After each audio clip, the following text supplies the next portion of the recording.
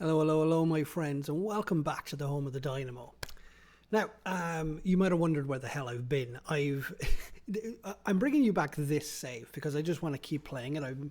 Things are kind of settling down a little bit. I've played like 20 games of this save in the past 4 months. I've just been so busy. You know those times at work when you think, oh, this might quieten down, and then the moment it quietens down, something else comes. Yeah, that's been me since January, and I'm finally getting the time. As is a surprise to nobody if you've been following the save up until the last episode, we were basically favourites to go up from the Vanarama National League. We were absolutely dominating it. How it ended was we got our 113 points. We went straight up, promoted. Rochdale managing to get through in that playoff final. So myself and Rochdale went up, but we ended with that 113 goals, which was a smashing success. We had, I think, the best defensive record in the league. We didn't have the best offensive record in the league, but let's face it, look, 99 goals. I mean, who's going to turn that down? But only 32 goals conceded. It's less than a goal a game. That is bloody good. But we'll take it back to one of the Connor Falls. I just want to reintroduce you to this kid because he will probably be the one that got away from me. Now, Northern Irish, but still the flavour of the save is Irish players only. He had a phenomenal season with us. All in all, making 39 appearances, 9 goals, 7 assists, man of the match 6 times. Easily my standout performer that year. Even with like Jesse Denver's scoring 31 league goals, I felt like Connor Falls was just that bit of a glue in the midfield that just really pulled everything together, and he just didn't want to come back on loan. I think he fancies his chances in the League One with Huddersfield. Of like, what can they do? And what are they actually doing at the moment? They're mid-table, and is Falls even playing for them? Nope, Falls is not playing for them. He's playing non-league football. Should have come back to me. You're playing professional league football. But let me take you back anyway to how the National League finished up for me in terms of the final stretch. Didn't lose a game since January. So it was just showing that dominance and just really putting our stamp on it. So it was absolutely no surprise to anybody that we ended up going up.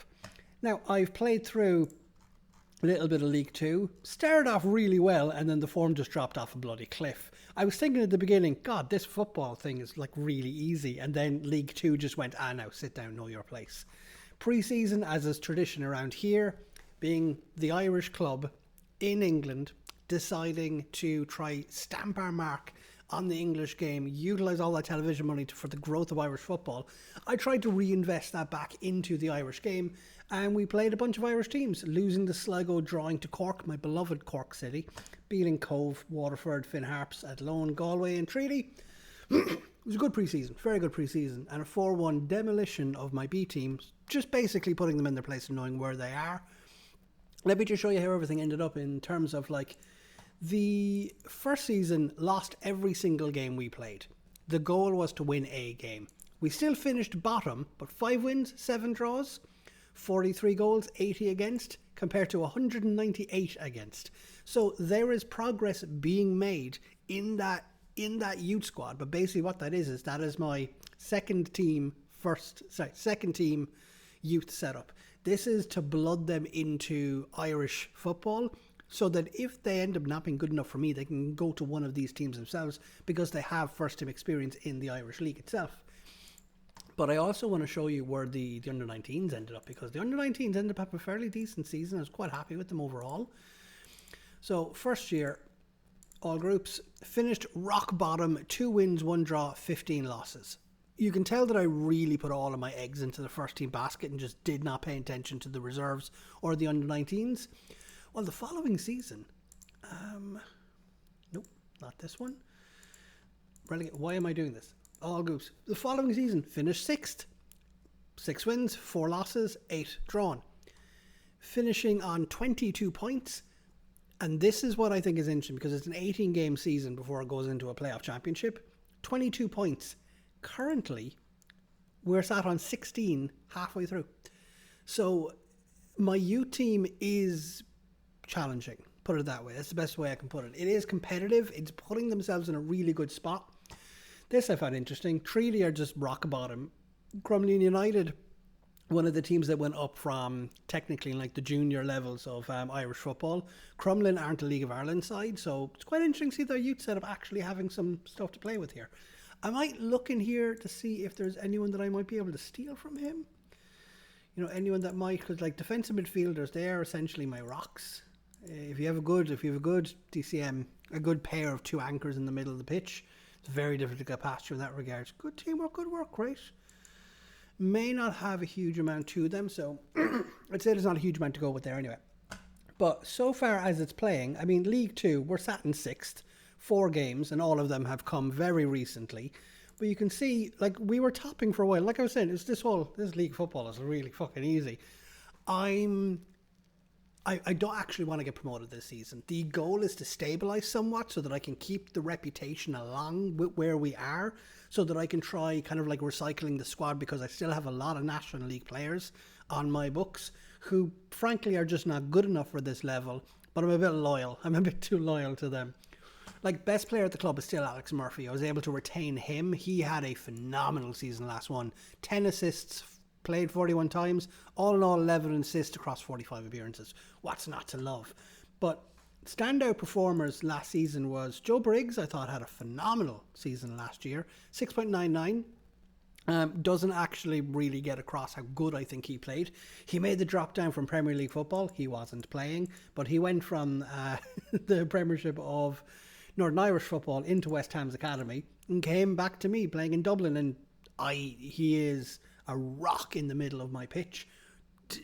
Keeping him, absolutely keeping him. I have him tied down into a long-term contract, 2027, so we have at least another 3 years. This is low by my standards, but hey, €250,000 is still going to really help with the scouting budgets, because this save will live and die in my ability to be able to identify good Irish loans from Championship and Premier League clubs. Speaking of loans, before I get into going through the squad, let me just show you this. Affiliates. I got Liverpool as an affiliate. So that's going to really help with loans, especially because I have found over the years Liverpool tend to get a fair amount of Irish players. And now in terms of the Irish players, this is what we have in the squad at the moment. They're already being scouted. Everyone knows about Doherty. He starts at the beginning of it. I think these two are regions as far as I'm aware, and I've requested both of them to come and play for me, especially Hughes. No, it's the other guy. I think it's Brennan, actually. Brennan is... Yeah, I've asked for him to come play with me. He is joining on the 1st of the 1st. I just want him to come in as a bit of a destroyer, but it also provides that first team football. I want to generate a really good relationship with Liverpool, because the goal, if I can get away with it, is to bring Quiveen in when I'm a Championship player.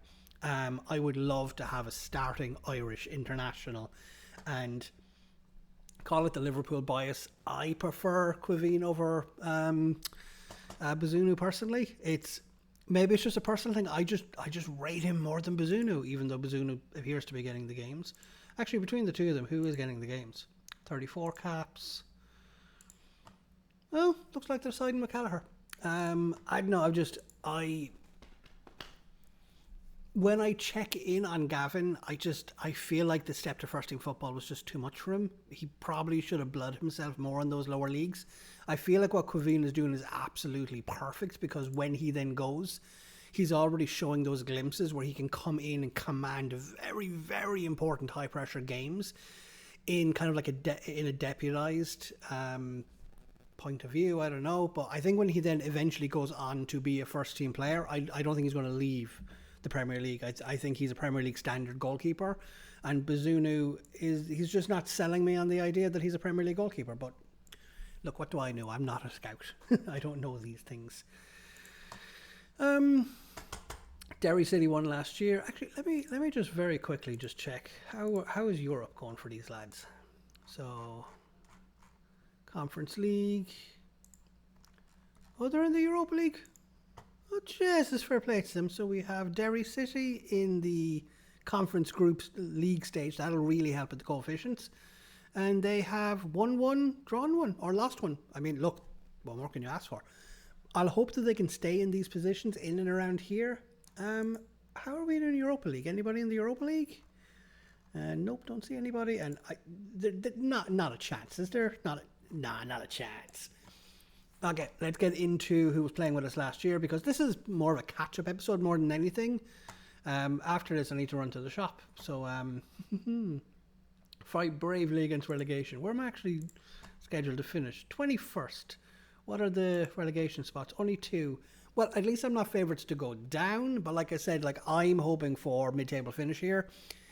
I don't want back-to-back promotions, because I don't want to find myself in a situation where I'll find myself with players who are just not good enough, and then the morale will take a massive beating when we inevitably get beaten a bunch of times.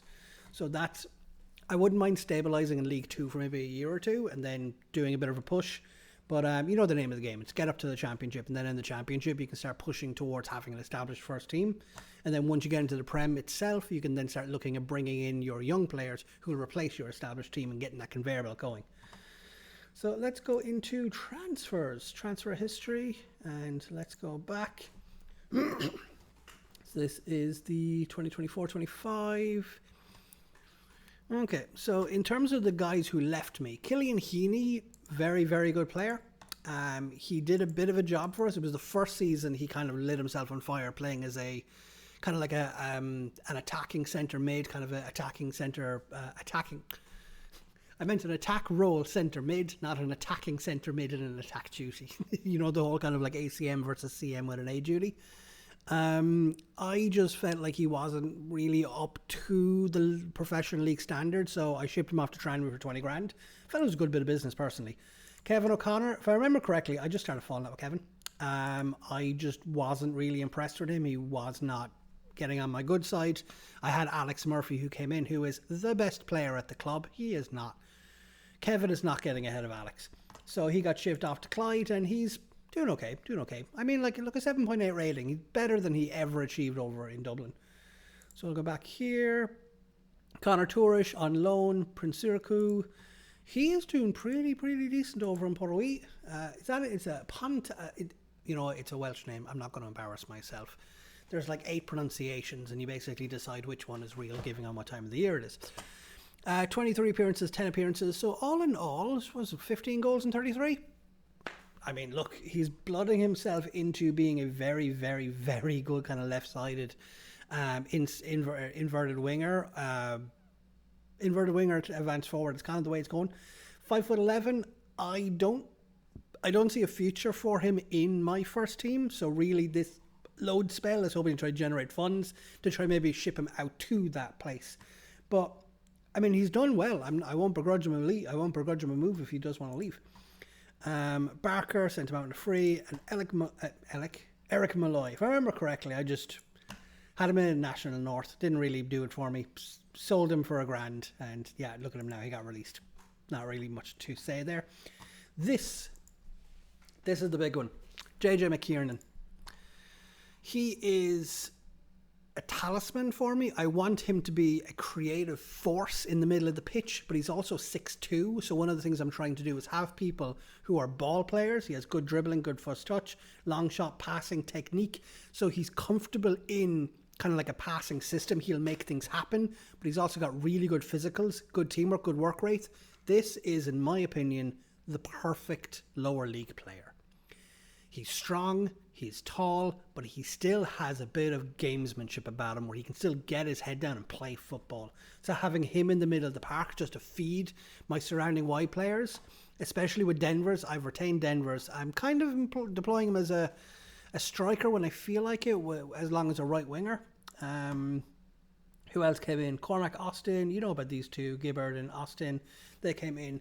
Gibbard, I actually sold to Shamrock Rovers because they came in looking for 200,000 for him. And I was kind of like, yeah, okay, not a bother, I'll sell you. He was performing well for us. He started to break his way into the first team squad. As you can see, a lot of substitute appearances. But Shamrock Rovers came looking for him. And I was kind of like, look, the whole point of this save is to prioritise the development of Irish players. If the top dogs in the Irish League want one of my players, I'm eventually going to outgrow the League of Ireland level. Let him go to Shamrock Rovers. And you know what? 3 appearances so far, 3 sub appearances, 6.4. Looks like he may not have been up to it, but sure, we'll see what happens. But Austin, Austin so far is starting for me. He's made 7 appearances, 2 off the bench, and Gibbard was my preference between the two of them, but look, he's a very versatile player. He can play anywhere through that spine except in the more attacking areas. But look, when you've marking and tackling, I want you in that defensive-minded mould. 6 foot as well. Only thing is the agility is down, and look, pace and strength, that's fine. But all in all, look, what more do you want? Good, solid, lower league level player. 19 years of age, who's going to grow into it. And he still has plenty of growing to do in this regard. There's plenty of potential that he can slot into. But I wanna take you to the people that I've brought in from here. So like I said, these 3 have gone out on loan. John Kavanagh, if I remember you, oh yeah, he just wasn't good enough, just simple as that. He put in good shifts for me, right-sided defender, but he hit his level.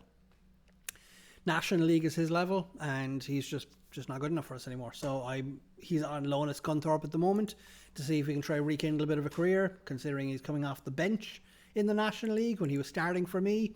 Maybe he's kind of at the end of where he is. But in here as well, so let me start going through the players that I brought in. As you can see, a bit of an Irish benefit here. So we're going to start off with Shane Elworthy. Right-sided, brought in to replace Kavanagh. Gets forward whenever possible, cuts in from the right wing. He's got it right only, so complete wing back. You can tell I'm definitely trying to prioritise people who just bomb forward to get those overlaps. I love my attacking wingers. I'm one of those. He's got good dribbling, good crossing, but because he's got cuts in from the right wing, I can also play as an inverted wing back if I ever need to. If I feel I'm getting overrun in midfield, I can just play an inverted wing back with a support in our attack duty. Bring him back, and so far he's doing well. Actually, he's not really doing well. 6.48. He had a really good preseason, but he's kind of being exposed on that right hand side. So look, we'll see what happens. Darragh McBride. For a moment there, I thought that was a regen face. So wide player, making bench appearances for me. So far doing okay. He had a good season at Linfield. 29, 3 goals, 3 assists, 3 mad matches, 7.11. I was like, why would you not? His contract was being released, so let me have him. Give him to me. Connor Livingston, was he? No, he wasn't. I'm trying to remember. But anyway, I brought him in because I felt like I just needed more, not muscle, but I'm starting to need more people who have a bit of vision, creativity, flair, people who can start passing the ball around, put themselves into good attacking positions so that my destroyers around them, like the people like the McKiernans who are just all-round ball players. I need a bit of versatility in terms of people who can do many different things. And look, 2 assists. I'm very much playing him as an attacking-minded centre midfielder. Although I think I'm moving away. I'm struggling with formations. I don't know if I want to go with your classic 4-2-3-1 shape or the 4-3-3 with a deep-lying kind of destroyer shape. I haven't decided. Livingston suffers in the 4-2-3-1 shape, so I might play with a 4-3-3 shape. I'm not entirely sure. I'm still playing around those. The sequential losses have made me wonder. Josh Martin has come in. Now, Martin is a beautiful utility striker. 6'1", really good physicals, good teamwork, good work rate. He's got all of the essential attributes you want. Good heading, good passing. He can play as a deep liar. He can play as a poacher. He can play as an advanced forward. And as you've seen, he comes off the bench.